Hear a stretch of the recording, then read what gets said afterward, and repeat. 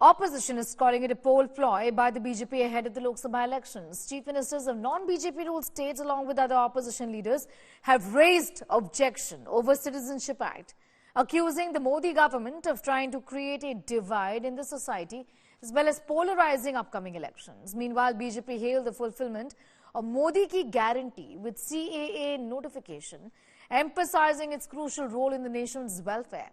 With the CAA in place, the BJP asserted that the rights and dignity of persecuted individuals, particularly minorities, will be upheld, ensuring a secure and inclusive environment for all citizens.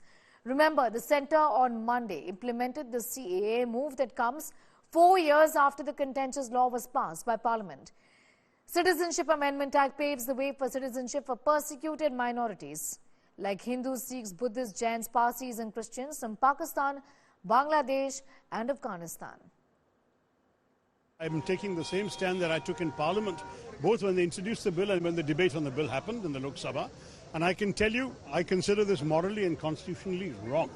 This is the first time that into the principle of citizenship, you are finding a law being brought in that actually discriminates by excluding people of one particular faith. देखिए, मुझे लगता है कुछ लोग सोचते हैं कि वो कानून से और भारत के संविधान से ऊपर है।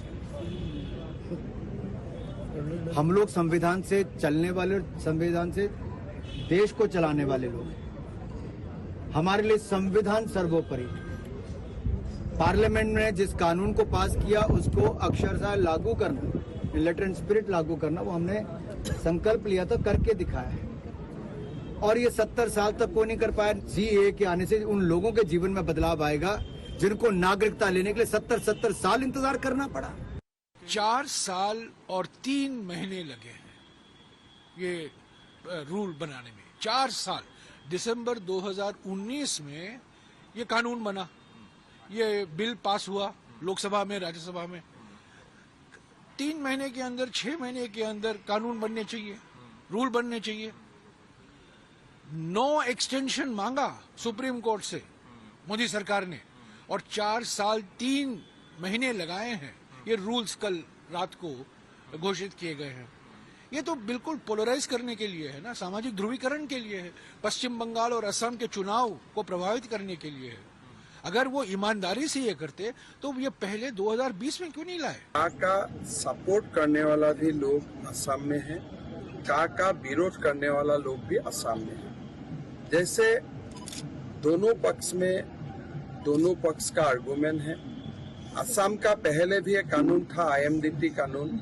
जब कोर्ट में गया था, कोर्ट ने फैसला लिया और कोर्ट ने ही वो कानून को रिपील किया। संसद में पारित हो चुका है, का रूल भी नोटिफाई हो चुका है। जो भी लोग का विरोध करता है वो अदालत जा सकता है।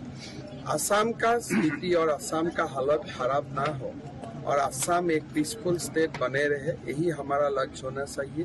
বৈষম্য হলে NRC ক্যানিয়ে কাউকে বিতাড়িত করার চেষ্টা করা হলে, মানুষের কোনো অধিকার কেড়ে নেওয়া হলে, যারা এতদিন ধরে যে অধিকারগুলো পাচ্ছে, তৃণমূল কংগ্রেস কিন্তু মুখ বুজে থাকবে না, প্রতিবাদ করবে, এটাই বলি। তৃণমূল তো মানে বিভেদের রাজনীতি করে। তারা এতদিন ধরে কি করেছে? কিচ্ছু করে। তারা তুষ্টিকরণের রাজনীতি করে। তারা কখনো চায়নি যে তারা নাগরিকত্ব পাক।